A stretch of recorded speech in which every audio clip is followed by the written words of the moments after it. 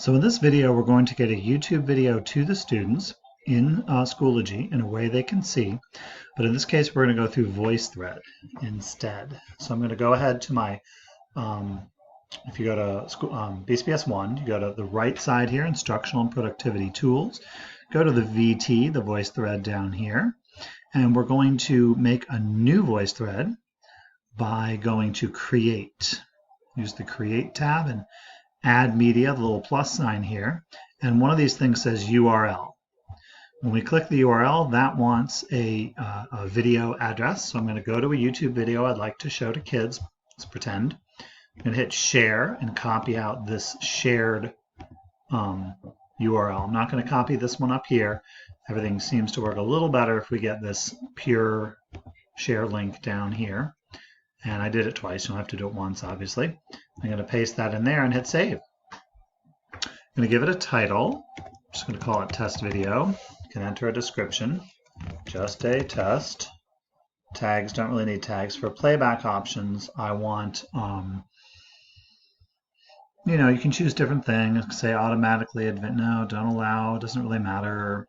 These are all usually fine. I do want others. I don't want them to download it. I want to comment. Don't really want them to use anything, but I have to have one thing in there for them to comment on it. Start playing when opened is good. Allow others to make a copy. That's all pretty good. Just save all that. Now this is going to take a while, depending on the length of your video. This could take, quite a bit. When it's done, you can do a share. See the share up here. And then you can either click your class and then have them go to VoiceThread, and this will be there, or you can get a link. And I love to get a link and copy this link here. I'm going to right click, copy this, and then say anyone who has this link can view it. And that means anyone, like it's not, you don't have to be logged in. So you could theoretically blast this link to parents, to the community in general, and then anyone with that link can click on it and end up seeing the VoiceThread. Of course, it's still processing, so I'm not going to see anything right now. But you should get into this even if you're not logged in as you. If this processing were to fail, so I would basically copy that link and then paste that in my Schoology as a link. If this processing comes back with an exclamation mark that it didn't work, it didn't work. And sometimes it doesn't. Back in the day, a year or 2 years ago, these didn't work a good half the time. We never knew why. But lately, so far, 2019-20, every time I've used this, it has worked. There could be a file size limit, not really sure. But this is a great way to get YouTube content to the kids. So just to show you what I would do in Schoology, I go to BCPS 1. This time I'd log in to Schoology. And I would go to a class.